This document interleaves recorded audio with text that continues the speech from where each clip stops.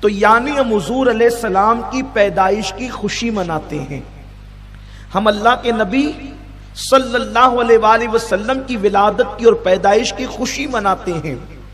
اب یہاں پر اگر کوئی ناسمجھ یا کم علم بچہ سوال کرے، کوئی طالب علم پوچھے کہ رسول پاک صلی اللہ علیہ وسلم کی پیدائش کی خوشی کیوں مناتے ہو، تو ایک چھوٹا سا اور بہت آسان سا جواب یہ ہے کہ آخر مجھے آپ یہ بتائیں کہ وہ کون سا بندہ ہے کہ جس کی پیدائش پر خوشی نہ منائی گئی ہو، وہ کون سا بندہ ہے جس کی پیدائش پر خوشی نہ منائی گئی ہو۔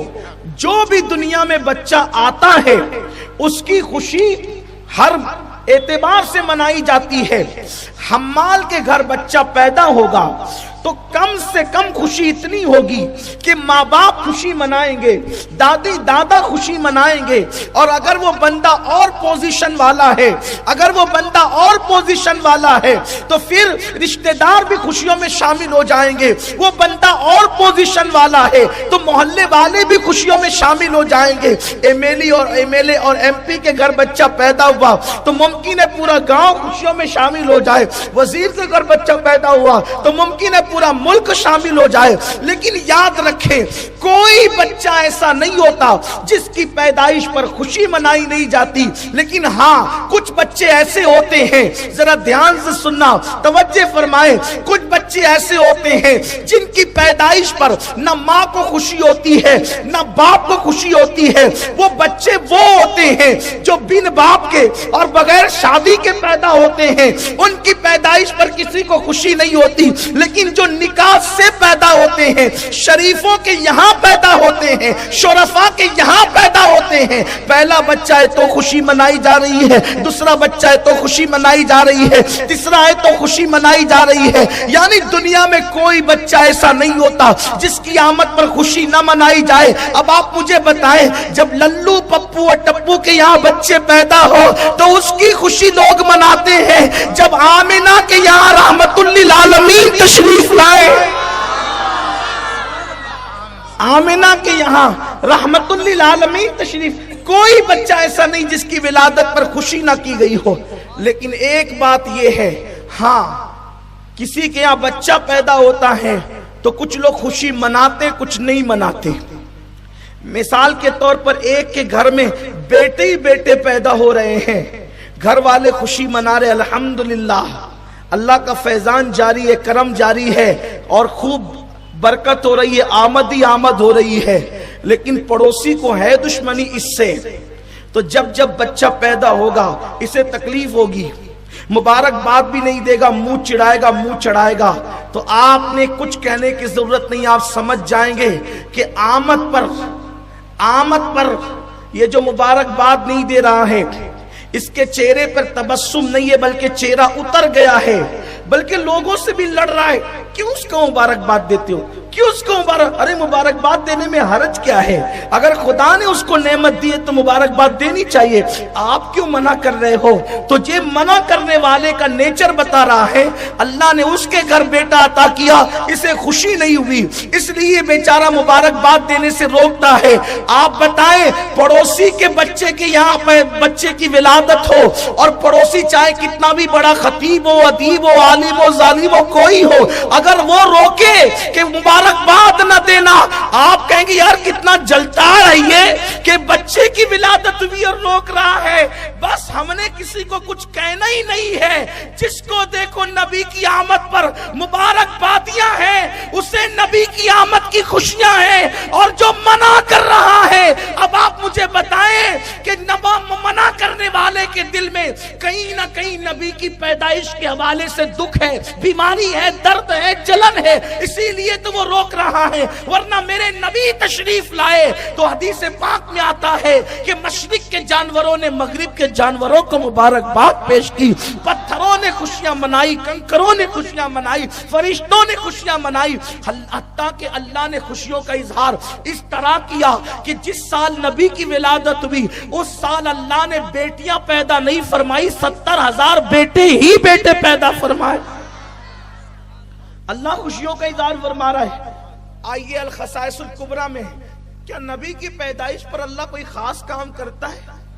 کیا نبی کی پیدائش پہ اللہ کوئی خاص کام کرتا ہے؟ الخصائص الکبریٰ میں امام سیوطی نے لکھا، حجت البالغہ میں بلکہ حجت اللہ علی العالمین میں امام یوسف نبہانی نے لکھا، اور اسی طریقے سے اور بھی محدثین نے لکھا۔ کیا لکھا؟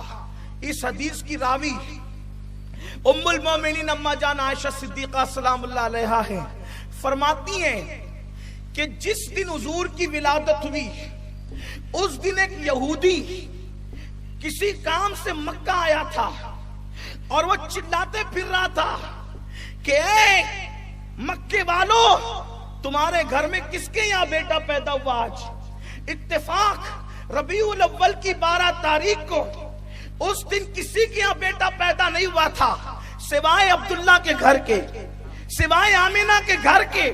اس نے چلانا شروع کیا، کس کے یہاں بیٹا پیدا ہوا، کس کے یہاں بیٹا پیدا ہوا؟ لوگوں نے کہا اتنا چلا کیوں رہا ہے؟ بیٹا کس کے یہاں؟ بیٹے تو ہمارے روز پیدا ہوتے ہیں، لیکن تو پوچھتا ہے کہ بیٹا کس کے یہاں پیدا ہوا؟ تو کہا جو روز پیدا ہوتے ہیں وہ الگ ہے، آج جو پیدا ہوا ہے وہ الگ ہے، اس لیے کہ رات میں آسمان پر ایک ایسا ستارہ طلوع ہوا جو روزانہ طلوع نہیں ہوتا، وہ ستارہ صرف نبی کی پیدائش پر طلوع ہوتا ہے۔ رات میں وہ ستارہ میں نے آسمان پر چمکتے دیکھا جو صرف نبی کی پیدائش پر چمکتا ہے اور ہر رات نہیں چمکتا۔ نبی کی پیدائش کی رات ہر ستارہ روز چمکتا ہے، نبی کی پیدائش پر الگ وہ ایسا ہے جو روز نہیں چمکایا جاتا، وہ صرف نبی کی ولا۔ حدیث ہے، حدیث ہے۔ اب آپ بتائیں، کوئی کہتا ہے کہ آپ لائٹنگ کیوں کرتے ہو؟ وہ خدا ہے، وہ ستارہ جگمگاتا ہے، میں ستارہ جگمگا نہیں سکتا، تو اس کی سنت پر عمل کرنے کے لیے میں ستارے کی جگہ کمکمے لگا لیتا ہوں، لائٹ لگا لیتا ہوں، اس لیے کہ یہ حدیث پاک ہے۔ اگر حدیث نہ ہو آپ میری زبان کاٹیں۔ یہ امت کو کیا ہو گیا؟ کلمہ نبی کا پڑھتے ہیں، دوست کے یہاں بچہ پیدا ہوا، پتہ نہیں بڑا ہو کے شرابی بنے گا، کبابی بنے گا، جواری بنے گا کہ زانی بنے گا، کیا اس کی مبارک بادیاں اتنی، مٹھائیوں پہ مٹھائیوں، مٹھائیوں سے مٹھائیوں کے تبادلے ہوتے ہیں، چھٹلی جاتی ہے، اور کیا کیا ہوتے ہیں، سب خوشیوں کا اظہار ہی تو ہوتا ہے۔ آپ سے پوچھتا ہوں، کوئی ایسا مولانا یا امام ہے مالیگاؤں میں جو کہتا ہے کہ چھٹلی بھیجنا حرام ہے؟ کسی کا فتویٰ آپ کی نظروں سے گزرا کہ چھٹلی بھیجنا حرام ہے؟ یہ چھٹلی کیا ہے؟ بچے کی پیدائش پہ خوشی ہے، اس کو گفٹ بھیجا جاتا ہے، تحفہ بھیجا جاتا ہے، سب لوگ کرتے ہیں۔ اس بدعت میں سب شامل ہیں، بشمول میرے، میں بھی شامل ہوں۔ ہم بھی بیچتے ہیں اپنے دوست احباب کے یہاں، اور ہمارے یہاں بھی آتی ہے، بھیجنے والا بھی خوش نصیب ہے جن کے یہاں آتی ہے۔ بولو بھائی یہ بدعت ہے کہ نہیں؟ لیکن چھٹلی بھیجنے پہ ثواب ملتا ہے۔ آپ نے کہا یہ کہاں سے لائے؟ کہا اس لیے ثواب ملتا ہے کہ حضور کی سنت ہے، تحفہ دیا کرو، تحفہ لیا کرو، تہدو تحبو، ہدیہ دو، تہدو تحبو، ہدیہ دو محبت بڑھے گی۔ تو یہ ہدیہ دیا جاتا ہے، محبت، بچے کی ولادت پر خوشی کا اظہار ہوتا ہے، خوشیاں منائی جاتی ہیں۔ آپ مجھے بتائیں کہ جو بچہ بڑا ہو کر پتہ نہیں کیا بنے گا، اس کی پیدائش پر خوشی منانے پہ ہم کوئی روک نہیں لگاتے، اور وہ رحمت للعالمین جو ہمارے لیے قیامت کے دن اللہ کی بارگاہ میں سفارش کریں گے، شفاعت کریں گے، ہم ان کی خوشی نہ۔ بات اصل میں محبت کی ہے، بات اصل میں پیار کی ہے۔ انسان کو لڑنا، دیکھیے لڑنے کا ٹائم نہیں ہے، امت لڑے یہ وقت نہیں ہے، امت کو اتحاد کی ضرورت ہے۔ اور پھر قرآن اور احادیث میں واضح اشارات موجود ہے، واضح اشارات موجود ہے کہ ہر دور میں حضور کی میلاد منائی گئی۔ خود اللہ کے رسول صلی اللہ علیہ وآلہ وسلم نے اپنا میلاد خود منایا۔ یہ جو کہا جاتا ہے نا کہ بدعت حسنہ ہے، جن بزرگوں